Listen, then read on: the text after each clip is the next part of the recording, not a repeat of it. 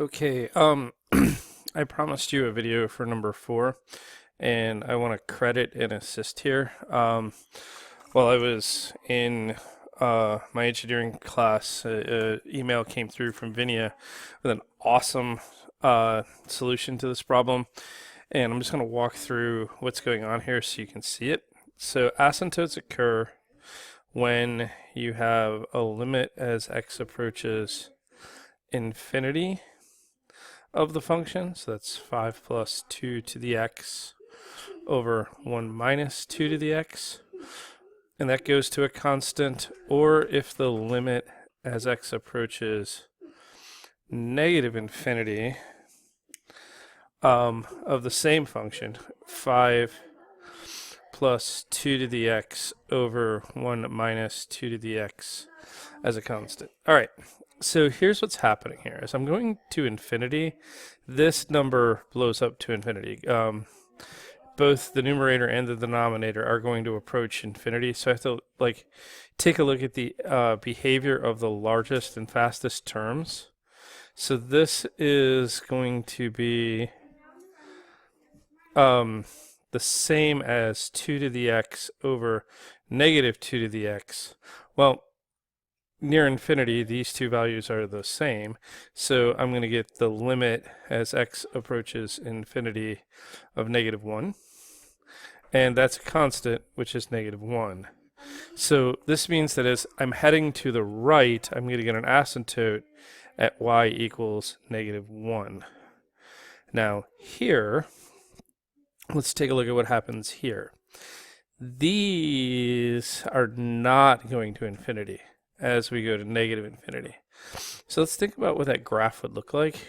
The graph of 2 to the x looks something like this. It crosses through the y-axis at 1, right? You put x0 in there, so this is like the graph of 2 to the x. Oops, not 2x, but 2 to the x, right? So as x approaches negative infinity this way, that curve actually approaches 0, which means this is going to approach 0, this is going to approach 0. So that means this limit approaches 5 over 1.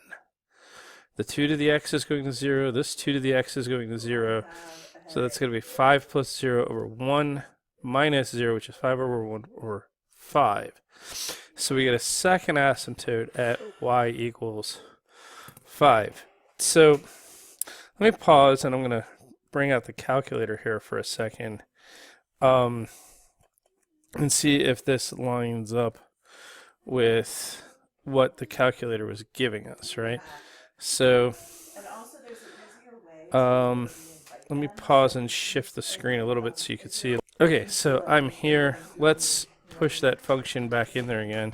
So let's let y equals 5 plus 2 to the x, right?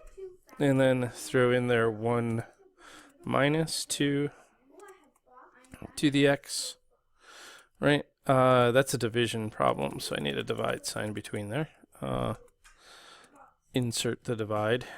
Oops. There you go. Insert division. There we go.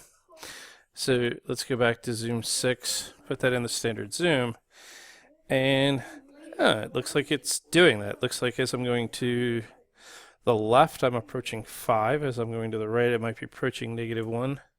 Let's throw those measures in there. Let's make y2 5, and let's make y3 negative 1, and see if the graph actually lines up with our expectation here. And there you go. There's the asymptote at 5. There's the asymptote at negative 1.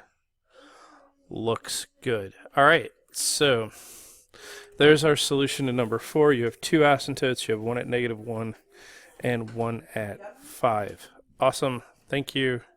And we'll see you in class soon.